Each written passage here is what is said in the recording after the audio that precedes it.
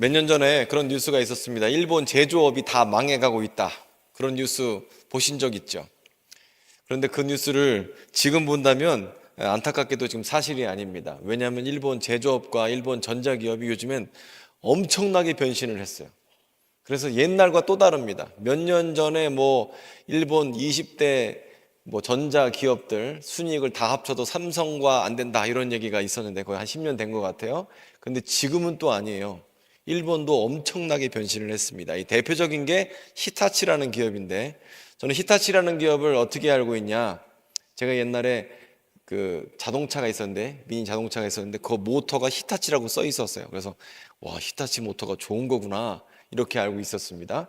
근데 이 히타치라는 기업이 1910년도에 만들어진 기업입니다. 1차 세계대전, 2차 세계대전에 군수 납품을 하면서 엄청나게 발전을 했고, 2차 세계대전 이후에 회사가 40개로 찢어져서 완전히 공중 분해돼 버렸습니다. 그런데 안타깝게도 우리나라 6.25 때문에 이 히타치라는 기업이 부활을 해버렸어요. 그리고 전 세계적으로 엄청나게 잘 되다가 80년대, 95년대 오면서 문어발 경영을 했습니다. 문어발 경영이라는 건 이런 거예요. 예를 들어서 이쪽 기업이 잘 되면 이쪽 기업이 안 되니까 서로 이렇게 안 될 때 잘 된 때가 포트폴리오를 짜서 우리 그룹이 안정적으로 성장할 수 있겠지 이런 생각으로 이제 포트폴리오를 짠 게 문어발식 경영인데, 이것 때문에 나중에는 이제 오히려 역성장을 하게 된 겁니다. 왜냐하면 잘 되는 기업의 이익을 안 되는 기업이 다 파먹는 거예요. 그러니까 잘 되지도 않고 안 되지도 않고, 그리고 경기가 계속 안 좋으니까 히타치라는 기업이 엄청나게 안 좋아져서 2009년에는 약 7조 원 이상으로 손해가 났습니다. 지금부터 17년 전에 엄청나게 손해를 본 거예요. 자, 그러면서 퇴진했던 가오무라 다카시 회장이 히타치 그룹에 복귀를 했고, 그룹 전체를 개혁하기 시작했는데 거의 그룹 해체 수준으로 계열사를 다 팔아버렸어요. 그리고 핵심 기업만 남겼고, 작년 기준으로 그 결과물로 그러니까 일본 전체에서 상장 기업으로 네 번째로 큰 주가가 올라서 이제 그렇게 성장했다, 변화됐다, 이렇게 지금 하고 있습니다. 히타치는 더 이상 이제 하드웨어만 만드는 회사가 아니라 하드웨어를 넘어서 종합 관리 회사로, 이런 시스템적으로 관리하는 회사로 변화되게 되었다라는 거죠. 즉, 일본 기업이 그렇게 어려웠는데도 불구하고 그 가운데 정말 뼈를 깎는 노력을 한 회사가 지금에 와서는 그 결과를 거두고 있는 것이죠. 그런데 그냥 이렇게 뼈를 깎는 노력을 한 게 아닙니다. 어떤 기준이 있어야 되거든요. 여러분 혹시 그 사토리 투자 원칙이라는 얘기를 들어보신 적 있습니까? 사토리 투자 원칙. 사토리 투자 원칙. 못 들어보셨군요. 이게 뭐냐면 깨달음의 투자 원칙이라는 뜻이에요. 우리나라 말로 하면 현자 투자 이 정도 되겠죠? 현실 자각 타임 이런 거가 될 것 같은데, 이게 뭐냐면 일본 투자자들이 투자를 해보니까 이런 걸 발견했어요. 닷컴 버블 때문에 2001년에 폭삭망해, 2008년에 금융위기 때문에 폭삭망해, 코로나 때 폭삭망해, 이러면서 고수익으로 단타로 레버리지를 높여서 투자를 하려고 했는데 이게 잘 안 되고 오히려 마음만 상하고 이 어려움을 겪더라라는 겁니다. 그래서 이제 가치 투자를 하자라는 거예요. 그리고 인간의 한계를 인정한 겁니다. 내가 확증 편향이 있다는 거예요. 저와 여러분은 확증 편향이 있다는 거예요. 내가 보고 싶은 대로 세상을 보는 거죠. 내가 보고 싶은 대로. 제가 조금 아까 예배 직전에 어떤 권사님이 저한테 그러셨어요. 저보고 살 빠졌다는 거예요. 저 살 빠져 보여요? 옷이 막 남아. 하나님 감사합니다, 진짜. 지금 옷이 남는데 그 권사님 저보고 근데 얼굴 사이즈는 똑같다는 거야. 그래서 이게 좀 마음이 슬펐는데, 내가 볼 때 얼굴도 좀 갸름해졌는데 아니라는 거야. 그래서 보고 싶은 대로 세상을 보는구나. 예배 시간에 써먹어야겠다 이러는데, 어쨌건 우리는 세상을 보고 싶은 대로 봐요. 여러분 만약에 사업이 어렵잖아요. 그럼 전쟁 나서 그냥 모든 게 다 폭삭 망해버렸으면 좋겠다 이렇게 생각하실 수도 있고, 세상에 여러분 사업이 잘 되잖아요. 그러면 지금 다 잘 되고 있어, 이런 식으로 세상을 보기 원해요. 우리는 내가 보고 싶은 대로 세상을 그 프레임으로 보는 경향이 있어서 투자할 때도 그렇다라는 거예요. 그러니까 내가 보고 싶은 대로 보지 말자라는 거예요. 그래서 사토리 투자 원칙은 몇 가지 원칙이 있는데 그게 뭐냐면 직관으로 투자하지 말자는 거예요. 통찰력으로 투자하자. 즉 이거 될 것 같아 이게 아니라 한마디로 대차대조표 보고 이 회사가 어떻게 지금 하고 있는지 구체적 분석을 하라는 거. 그 다음에 너무 많은 정보를 얻으려고 하지 마라라는 거예요. 정보량의 홍수 가운데 살고 있거든요. 정보량 때문에 투자를 성공하고 실패하는 게 아니라 잡음 때문에 실패한다라는 거예요. 중요한 건 정보량이 아니라 잡음 제거. 즉 많이 하는 사람이 성공하는 게 아니라 헷갈리지 않는 사람이 성공한다는 거예요. 맞는 말 아닌가요? 근데 공부 많이 한 사람이 성공해요? 아니면 조금 배워도 판단 잘하고 딱 지르는 사람이 성공 잘해요? 정종 회장이 초등학교도 안 나왔어요. 배우다 말았거든요. 그 사람은 왜 성공을 했냐? 그러면 헷갈리지 않아서 성공해요. 그러니까 많이 하는 것보다 헷갈리지 않는 게 더 중요하다라는 겁니다. 그리고 이기지 말고 지지 않는 구조, 내 재무 구조든 내 포트폴리오든 이기지 않고 지지 않는 구조를 만들자라는 겁니다. 그리고 우리의 한계를 인식하자라는 거예요. 즉 무슨 얘기냐면 우리가 공포와 욕심이 공존하거든요. 투자를 할 때.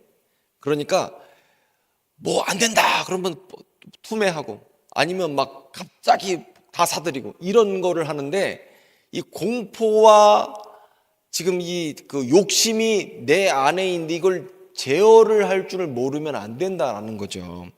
자, 그래서 이걸 좀 간단하게 얘기하면 이해가 안 되면 사지 말자.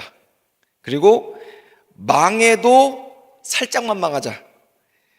지금 눈앞에 있는 루머 때문에 뭐 하지 말고 5년 뒤, 10년 뒤 보면서 투자를 하자. 그리고 뉴스 보고 사지 말고 재무구조 보고 사자. 그리고 감정이 아니라 원칙대로 하자. 이게 한마디로 정리할 수 있습니다. 제가 왜 이렇게 사회 얘기를 했느냐? 여러분, 우리 교회는요, 참 신기한 것 같아요. 제가 볼 때. 왜냐하면 우리 마태복음 13장을 보면 밭에다가 30배, 60배, 100배 결실 맺는 얘기를 우리가 볼 수 있잖아요. 근데 거기서 잘 보면 씨 자체는 문제가 없어요. 즉 하나님 말씀은 문제가 없어요. 복음은 문제가 없어요. 근데 어떤 밭이냐에 따라서 생산성이 너무 차이가 나요. 여러분이라는 밭, 우리 교회라는 밭이 어떤 경우에선 30배, 60배, 100배의 결과를 그러니까 씨는 문제가 종자가 문제가 아닌 거예요. 밭이 문제인 거다 이거예요. 그러면 주님께서 이 교회라는 곳에 저와 여러분에게 지상명령을 주셔서 가서 제자를 삼고 복음을 전도하라는 명령을 주셔서 그게 우리 교회, 전 세계 모든 교회의 목표인데 어떤 교회는 30배, 60배, 100배의 결과를 맺고 어떤 교회는 그렇지 못하고 정말 어떻게 보면 하나를 그대로 있고 그대로 어떻게 보면 하나를 그 하나 또 그대로 있는 게 아니라 새가 쪼아먹어버려서 없어져 버린다고요. 그러면 이게 뭔가 문제가 있지 않아요? 우리가 오늘 주신 이 지상명령 가서 모든 민족을 제자로 삼아 아버지와 아들과 성령의 이름으로 세례를 주고 내가 너에게 분부한 모든 것을 지켜 가르치게 하라는 이 미션을 잘 하려면 교회를 제대로 세워야 되지 않겠습니까? 동의하시죠? 왜냐하면 어떤 교회는 30배, 어떤 교회는 60배, 어떤 교회는 100배의 결실을 맺는다면 우리가 그런 교회를 만들어야 한다는 거예요. 그러려면 사실 우리 교회를 제대로 볼 수 있는 어떤 거울이 있어야 하지 않겠습니까? 그리고 한국 교회가 이렇게 침체기 가운데 참 쉽지 않대요. 옛날에는 1200만 명 성도를 바라보던 한국 교회가 지금 어떤 경우에는 500만도 봐요. 어떤 통계는 500만도 본다고요. 지금 어떻게 반타작도 안 되는 거예요. 그 기준으로 하면. 저는 1200만 원 과장이라고 생각하고 500만도 과장이라고 생각합니다. 그런데 확실한 건 침체기라는 거예요. 어렵고 힘들다는 거예요. 근데 어렵고 힘들어도 어떤 기업, 히다치 같은 기업은 지금 이 어려운 데에도 일본 내 네 번째로 큰 회사로 성장을 했고, 버릴 거 다 버리고 변신을 해서, 어떤 데는 지금 뭐 파나소닉이나 아니면 뭐 이 도시바 같은 데는 너무 어렵잖아요. 뭐 얼마나 변신했는지 제가 그걸 찾아봐야 되지만, 근데 그렇다는 거예요. 그러면 여기서 우리가 타산지석을 삼을 수가 있고, 그 다음에 때로는 우리가 뭔가 어떤 거울을 보면서, 제가 지금 조금 아까 사토리 투자 원칙을 봤는데, 그 어떤 투자 원칙이나 어떤 조직 운영 원칙을 보면서 우리의 교회의 조직 운영을 본다면 우리도 역시 바꿀 수 있는 건 바꿔야 되지 않겠느냐라는 거예요. 왜냐하면 복음은 주어졌는데 복음을 끌고 갈 조직 운영에 따라서 어떤 거는 잘 되기도 하고 어떤 데는 안 된다고요. 사실 똑같은 사람들이지만 어떤 포메이션에 의해서 어떤 기업은 잘 되기도 하고 어떤 기업은 망하기도 해요. 세상 원리가 그렇다고요. 그러면 우리 교회도 그렇게 한번 새로운 시각으로 교회를 바라봐야 하지 않겠느냐라는 거죠. 자, 그래서 지금은 다 망해간다고 하는 일본 그 전자기업이 부활한 것처럼 우리도 마찬가지로 망해간다고 해서 우리까지 망할 필요는 없는 겁니다. 망해간다고 해도 우리가 변신하고 뼈를 깎는 노력과 혁신을 한다면 잘 될 수 있다는 거예요. 그리고 제가 이 말씀을 드리는 건요, 우리 교회는 사실 요즘 잘 되고 있어요. 지난주 같은 경우도 제가 카운트한 걸로 따지면 지난 한 코로나 전부터 해서 최고의 카운트를 찍었어요.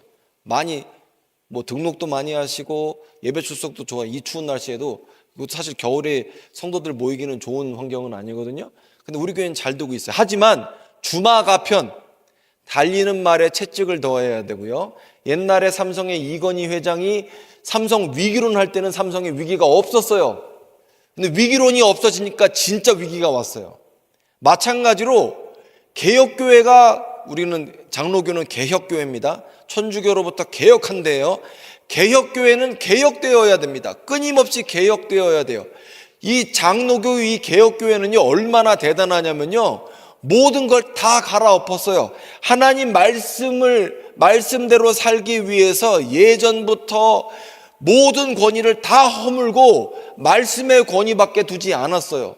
그런 전통에 있는 게 장로교회예요. 그렇다고 한다면 우리가 한번 우리 교회를 비춰보면 좋겠다라는 겁니다. 그런 의미에서 설교는 짧게 하도록 하겠습니다. 왜냐하면 좀 반성하고 회개해야 될 부분들이 있는데 이런 건 길게 하면 힘들어요. 자, 먼저 한국 교회가 위기가 있죠. 그러면서 정확한 이 벤치마킹할 모델이 없습니다. 그렇기 때문에 대부분의 교회 중직자들이나 당회나 담임 목사들은 이런 생각을 해요. 다음 세대 잡으면 된다. 이런 얘기 들어보셨죠? 다음 세대만 잡으면 된다. 또 뭐 있어요? 이 모델이 성공했다더라. 이렇게 하면 된다더라. 다른 교회 이렇게 하니까 대박이 났다더라. 또 AI 요즘 해야 된다더라. 메타버스 해야 된다고 하더라. 새 예배 형식이 답이다. 지금 정권이 이 모양이라서 그래. 이번 정권 지나가면 잘 될 거야. 이런 식으로 생각을 하고 있는데 이건 아니에요. 이건 아닙니다. 왜냐하면, 왜 아니냐면 우리는 바꿀 수 없는 것과 싸울 수는 없어요. 요셉이 흉년과 싸우지 않아요. 요셉은 풍년 때에 준비하고 바뀌지 않는 세상을 바꾸려고 하는 게 아니라 바뀌지 않는 세상은 그대로도, 투자 원칙도 그러지 않습니까? 불경기 때는 불경기에 맞춰서 내가 투자하는 거지, 불경기 때 호경기로 내가 바꿀 수는 없어요. 그건 누구도 바꿀 수 없거든요. 시장을 바꿀 수 있는 사람이 어디 있어요? 그러면 우리가 할 수 있는 걸, 내가 통제할 수 있는 것 내에서 통제하면 되는데, 목적이 뭐예요? 제자 만들고 복음 전도하는데 우리 구조를 한번 생각해 보자라는 거예요. 그냥 막연히 다음 세대 잡으면 된다, 이런 모델이 된다더라, 메타버스 해야 된다더라, AI 모델 교회 도입해야 한다더라, 이거 말고 바꿀 수 있는 것을 생각해 보면, 먼저 우리가 바꿀 수 없는 게 뭐가 있을까요? 저는 일단 출생률은 못 바꾼다고 생각해요. 애를 안 낳는데 이걸 어떻게 바꿀 거예요? 그렇죠? 그리고 사회 분위기 못 바꾸죠? 사회가 교회를 바라보는 시선을 단시간에 바꿀 수가 있을까요? 굉장히 어렵습니다. 국가 정책을 바꿀 수 있을까요? 이것도 어렵죠. 문화를 바꿀 수가 있을까요? 이것도 어렵습니다. 이것과 싸우면 이건 필패예요. 출생률하고 어떻게 싸우냐고요. 우리 권사님들 애기 하나씩 더 낳을 거예요? 아니잖아요. 못 하잖아요, 지금. 그러면 통제할 수 있는 게 뭐냐? 그러면 저는 첫 번째로 재정을 투명하게 할 수는 있을 것 같아요. 통제할 수 있는 것. 그리고 또 말씀 가운데 정직하게 살려는 노력을 할 수가 있을 것 같아요. 우리가 교회 내에서 조직적으로 할 수 있는 게 그런 거다, 이런 거죠. 공동체에서 권력 구조에 대해서 우리가 재편할 수 있을 것 같아요. 일방적으로 한 사람의 일당 독재 체제로 가는 게 옳지가 않기 때문에 그렇죠. 그리고 어떤 문화 같은 거, 그 다음에 아까 이 사토리 원칙 할 때 그런 얘기도 드렸습니다만, 성장하고 대박은 아니더라도 파산이 위험하거든요. 파산이. 근데 이 파산이라는 건 두 가지 종류가 있는데, 재정적인 파산도 있지만 다른 파산도 많아요. 우리는 재정적인 파산만 생각하잖아요. 교회가 빚이 많아갖고 재정적으로 파산했다. 근데 이것만 파산입니까? 성적인 문제 생기면 그 교회는 그냥 파산이에요. 그렇죠? 성적인 거 문제 있다. 그럼 그거 그대로 파산이죠. 권력을 남용했다. 그것도 파산입니다. 그리고 교회 내에서 적어도 개혁교회 장로교는 계급화하면 안 됩니다. 목사 계급, 장로 계급, 안수집사 계급, 권사 계급. 왜냐하면 우리는 교회 하나님의 말씀이라는 권위 아래서 모든 걸 다 평준화시켜 버렸거든요. 그래서 천주교 가톨릭 같은 경우에는 성직자 계급이 있어요. 사제 계급이 있는데 우리는 계급이 없단 말이에요. 그리고 그렇기 때문에 또 문화 같은 것도 마찬가지예요. 문화도 예를 들어서 윗사람한테 질문할 수 없는 문화를 교회에 갖고 있다. 담임 목사가 하는 것에 대해 질문하지 못한다. 이거 굉장히 안 좋은 거거든요. 제가 한 10여 년 전에 들은 얘기입니다. 그때는 다 우리가 교육전도사였는데 아는 동생이 그러더라고요. 근데 우리 교회 권사님이 그러는데 이런 얘기를 하더라. 내가 목사님한테 거역하면 지옥 간다고 믿고 있어서 우리 목사님한테 아무 말도 안 하고 있는데, 내가 할 수만 있으면 우리 목사님한테 별의별 얘기를 다 하고 싶다는 거예요. 권사님이, 할머니 권사님이. 그러니까 우리는 예수 믿고 천국 가야잖아요. 근데 그 할머니는 목사님 말씀 잘 들어야지 천국 간다고 믿고 있더라고. 이거 어떻게 하면 좋을까 이거. 근데 물론 목사 입장에서는 편하겠지, 목회하기가. 근데 너무 잘못된 거라. 그래서 난 그 친구가 했던 말이 아직도 기억이 나요. 이거 진짜 너무 잘못됐다. 예수 믿고 우린 천국 가는데 도대체 뭘 가르친 건가 그 사람은.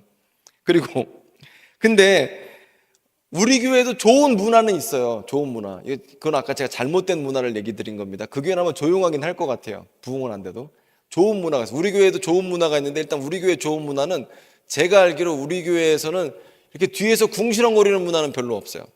원로 목사님 때부터 뒤에서 궁시렁거리고 막 소문 만들면 그거를 그냥 살려두지 않았어. 맞아 안 맞아요? 예? 우리 오래되신 분들 뒤에서 궁시렁거리면 원로 목사님 가만히 있어, 아니면 듣고만 있어? 가만 안 두잖아요. 그래서 우리 교회는 특별히 뒤에서 욕하는 문화는 별로 없어요. 되게 좋은 문화예요. 진짜 좋은 문화예요. 왜냐면 다른 교회 가면 분위기 또 다르거든. 뒤에서 궁시렁거리는 문화는 없어요. 이건 아주 좋은 문화예요. 근데 우리가 교회 내에서 우리가 컨트롤할 수 있는 거에 대해서 이런 문화를 만들어야 되는데, 그런 문화 중에 하나가 뭐냐면 소통하는 문화를 만들었으면 참 좋겠다는 생각을 해봐요. 저도 참 소통이 안 되는 사람이에요. 그리고 두 번째, 제가 아까 정보가 많은 것보다 헷갈리지 않는 게 중요하다고 했지 않습니까? 여러분, 교회에서 헷갈리면 안 되는 게 행사가 많은 게 좋은 게 아닙니다. 정말 안타까운 게 많은 교회가 행사가 없고 그럼 불안해하는데 행사가 중요하지 않아요. 이번에 그 김정관 장관이란 분이 이재명 대통령과 대화하는 걸 텔레비에 나온 걸 제가 봤어요. 근데 김정관 장관이 이런 얘기를 하더라고요. 이분이 두산중공업인가 출신일 거예요. 근데 이 사람은 공무원 출신이 아니고 기업가 출신에서 공무원이 돼서 하는 말이 이겁니다. 왜 구두 보고 해도 되고 메신저로 한마디 써도 되는 이야기를 보고서를 만들어서 시간 낭비하고 종이 낭비를 하느냐, 이 얘기를 대통령한테 보고하더라고요. 맞는 말이죠. 말로 한마디 하고 메신저로 보내면 끝나는 이야기를 왜 보고서로 만들면 시간이 많이 들잖아요. 형식을 갖춰야 되니까. 종이가 들잖아요. 그리고 요만한 걸 한마디로 할 것 같아 이렇게 늘려서 또 쓸 거 아니에요. 있어 보이려고. 왜 그런 거 그 짓을 하느냐. 근데 아마 그렇게 하면 있어 보이니까 그런 거. 두 번째로, 아니 장관이 참여하는 회의가 왜 이렇게 행사가 많느냐. 보통 그렇잖아요. 장관님 오신대 이번 회의에 그러니까 장관님들께서 일은 안 하고 행사만 쫓아다니다가 끝나는 거예요. 그걸 보면서 야, 교회도 비슷한데 교회도 행사가 너무 많아요. 담임 목사니까 가야 돼, 담임 목사니까 가야 돼, 담임 목사니까 신방해야 돼, 담임 목사니까 결혼식 가야 되고. 그런데 이게 아니거든요. 뭔가 움직이고 있어야 돌아간다고 생각하는데 헷갈리면 안 됩니다. 사실 그래서 결단이 필요해요. 잘라내는 연습을 해야 됩니다. 교회는요, 단순화시킬 필요가 있어요. 저도 그거 노력하고 있습니다. 그리고 두 번째로, 투자도 마찬가지고 교회도 마찬가지인데 이 투자 원칙을 교회에 적용한다면 감정대로 휘둘리지 않으려고 애써야 되는데, 교회가 사람들이 모이는 공간이다 보니까 감정적으로 휘둘립니다. 그런데 감정적인 게 중요하지 않고 규칙과 원칙이 필요해요. 특별히 그런 면에서 교회는 1인 정치 체제, 1인 독재 구조, 1인 독주 구조로 가면 안 됩니다. 제가 담임 목사지만 이건 안 된다고요. 당회 구조도 좋지만 사실 일반 성도나 청년부나 입장에서는 당회 구조도 별로 좋아하지 않아요. 왜냐면 당회 구조도, 물론 1인 구조보다는 당회 구조가 나아요. 근데 당회 구조보다 더 좋은 거는 리더 체제로 가는 게 제일 좋아요, 교회는. 쉽지 않지만 그렇게 되는 게 제일 좋습니다. 그리고 이 기도를 잘한다고 그 사람한테 권력을 몰아주는 것도 옳지가 않고, 설교를 잘한다고 그 사람한테 권력을 몰아주는 것도 옳지가 않습니다. 그 얘기는 뭐냐면 권력과 의사결정은 정치 구조에 묶어줘야 된다는 거예요. 근데 이걸 참 잘한 게 장로교 정치 체제예요. 우리가 갖고 있는 이 당회 체제, 재직회 체제, 공동의회 체제는요, 참 그걸 잘했어요. 목사가 설교를 잘하거나 목회를 잘한다고 해서 독주할 수 없는 구조가 원래 이 장로교 정치 체제예요. 이거 참 잘 만든 거, 이거 되게 잘 운영할 필요가 있는 거죠. 그리고 살아남는 방법을 배워야 됩니다. 저는 여기서 할 말 되게 많아요. 살아남는 구조가 뭐냐면 이거죠. 빚이 많아요. 근데 은퇴하는 목사님들이 빚이 많은 걸 되게 싫어합니다. 그래서 빚을 어떻게든 줄이려고 하는데, 제가 아는 동생이 몇 년 전에 어디 담임 목사로 갔는데, 근데 가보니까 목사님이 근 한 5, 6년 동안 부목사들도 한 명도 두지 않고 교육전수도 한 명도 두지 않고 혼자 다 한 거예요. 그러니까 어떤 문제가 생겼냐, 빚은 엄청나게 줄어들었어요. 대신에 청년부도 없고 교육부도 없고 아무것도 없어. 권사님들밖에 없어. 진짜 어떻게, 권사, 안수, 집사, 장년 둘밖에 없어요. 근데 여러분, 투자는 돈을 남기는 거잖아요. 교회는 사람을 남겨야 되거든요. 저는요, 여러분이 저한테 물어보신다면, 만약에 교회 건물을 남기겠습니까? 사람을 남기겠습니까? 물어보신다면 나 건물을 남기고 싶다고 진짜 말하고 싶은데, 저는 원칙적으로는 사람을 남기고 싶다고 말을 해야 돼요. 그 얘기가 뭐냐면, 만약에 빚이 많더라도 그 교회가 구원받는 영혼들, 즉 원입 신자들이 계속 들어오고 어린이들, 청년들이 교육부에서 새로 들어와서 정착하고 세례받고 정말 구원받는 영혼들이 증가하고 있다면, 즉 교회의 평가는 빚으로 평가할 게 아니라, 어떤 목회자가 빚으로 평가할 게 아니라 그거는 그 교회의 목적 자체가, 여기 지금 오늘 본문 보세요. 모든 민족을 제자로 삼으래잖아요. 제자를 얼마나 삼느냐로 교회가 평가받아야 된다라는 겁니다. 그러니까 만약에 여러분이 수익률을 따질 때, 투자의 원칙에서 수익률 따질 때, 우리 교회 빚도 많아. 아니에요. 여러분은 뭘로 수익률을 따지셔야 되냐면, 우리 교회에 지금 예배하는 인원이 증가하고 있어? 우리 교회에 지금 세례받는 인원이 증가하고 있어? 우리 교회에 지금 어린 영혼들이 예배하고 있어? 어린 영혼들이 전도하고 있어. 이걸로 수익률을 평가하셔야 되는 게 많다라는 거예요. 여기서 하나 더 말한다면 교회의 자산은 건물이 될 수 없습니다. 제가 4년 전에 우리 교회 성도들이랑 같이 터키로 성지순례를 갔어요. 저는 사실 그 전해에 성지순례를, 그 2년 전에, 5년 전에 제가 섬기던 교회에서 부목사로 성지순례를 갔다 왔어요. 근데 그때 저는요, 정말 뼈저리게 느꼈어요. 그때는 제가 우리 교회 부임하기 전이었습니다. 근데 너무 안타까운 거예요.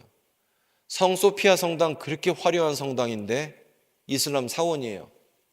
지금 그 당시에는 박물관이었는데 지금 이슬람 사원 됐습니다. 그리고 터키 지역에 엄청나게 화려한, 우리 교회는 거기에 비하면 아무것도 아니에요. 이거보다 몇십 배씩 커요. 그 화려한 성전이 지금은 다 폐허예요. 지붕도 없어요. 그냥 터만 남고 기둥만 남았어요. 모자이크만 남았어요. 바닥에 스테인글라스 깨진 것만 좀 남든지. 그걸 보면서 건물은 이게 교회가 아니구나. 그때는 제가 너무 뼈저리게 느꼈어요. 여러분, 우리가 뭘 남겨야 될까요? 저와 여러분을 닮은 제자들과 저와 여러분을 닮은 다음 세대를 남겨야 되는 거예요. 아멘? 이건 다른 게 아니라 우리가 건물 남기면 뭐 할 거예요, 이거. 근데 이것도 또 제가 또 할 말이 있어요. 저희 선배 목사님 중에 한 분이 정말 버스 정류장도 없는 곳에서 개척을 하셨어요. 근데 그 교회가 버스 정류장도 없고 교회로 들어가려면 버스에서 내려서 한참을 걸어가야 되는 시골에다가 개척을 했는데 사람들이 미어 터져요. 교회 분위기 좋으니까. 근데 이분이 건축을 하셨어요. 그러니까 1년에 등록교인이 1000명이 넘더라고. 그러니까 이게 건축은 수단이구나.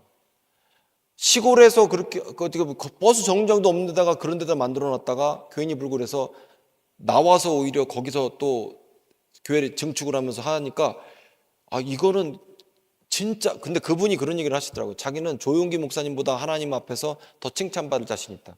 조용기 목사 솔직히 말해서 다 수평운동 한 사람 아니냐. 나는 다 원입이다. 예수 모르는 사람한테 세례 줘갖고 이 사람 예수 믿게 만들어서 세례교인, 서리집사, 안수집사, 그다음에 권사 만들었다. 그러니까 우리 교회가 더 대단한 거 아니냐. 자부심이 엄청나더라고요, 진짜. 그러니까 여러분, 이게 되게 종합적으로 평가하셨으면 좋겠어요. 제가 오늘 굉장히 두서없이 얘기를 했는데 말씀을 좀 정리하도록 하겠습니다. 여러분, 우리가 교회의 목적은 알고 있어요. 제자 삼는 거, 복음 전도하는 거, 그걸 위해서 지상명령을 우리가 받은 게 교회예요. 그런데 어떤 교회는 30배, 60배, 100배의 결실을 맺기도 하고 어떤 교회는 있는 것도 없어져 버려요. 새가 쪼아 먹어버렸나 봐요. 어떤 교회는 가시덤불에 가려갖고 더 이상 성장하지 못해요. 그렇다고 한다면 이 침체기에 우리는 정말 혁신해야 돼요. 개혁해야 돼. 개혁교회는 우리 교회 이름 자체가 개혁교회잖아요. 장로교 자체가 개혁교회거든요. 바뀌는 교회, 말씀의 권위 외에 어떤 권위도 두지 않고 바꾸는 게 장로교거든요.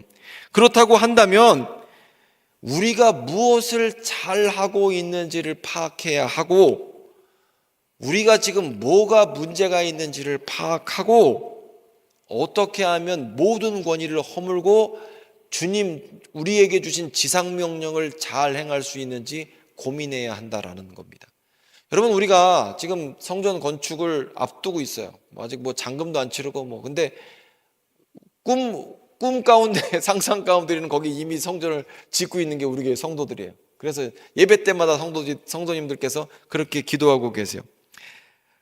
만약에 여러분 우리가 이전을 하고 한다고 하면 우리는 새로운 꿈을 꾸고 갔으면 좋겠어요. 우리가 어떻게 하면 주님 말씀대로 지상명령을 잘 실천할 수 있는 교회 포메이션을 가져갈 것인가?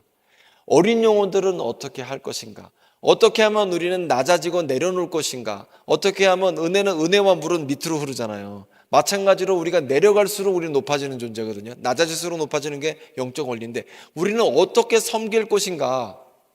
우리는 고민해야 한다라는 겁니다. 자, 침체기의 교회, 오늘 설교 제목이거든요. 일본 제조업이 망하고 전자기업 망한다 그래도 다 망한 거 아니에요. 잘 되는 데는요 엄청 잘 된대요. 왜 잘 돼요? 개혁했으니까, 바꿨으니까, 변신했으니까. 한국교회 망해간다고요? 아니에요. 잘 되는데 엄청 잘 돼요. 사실 우리 교회도 잘 되는 교회 중에 하나예요. 하지만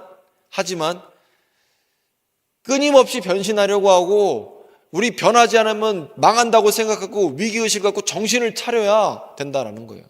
정신 차리면 어떻게든 살 길이 생겨요. 여러분, 저는 그런 의미에서 교회 우리 이전하고 또 건축하는 게 참 좋은 계기라고 생각해요. 밑바닥부터 다시 한번 보자. 그리고 우리가 뭘 잘못하고 있고 뭘 잘하고 있는지 한번 생각해 보자. 그리고 우리가 배울 수 있는 건 벤치마킹을 하자. 뭐가 가장 중요한 가치인지 생각해 보고 헷갈리지 말자. 분주하게 만드는 것이 아니라 본질을 쫓아가자. 이런 아젠다를 갖고 저와 여러분이 함께 노력했으면 좋겠어요. 기도하겠습니다.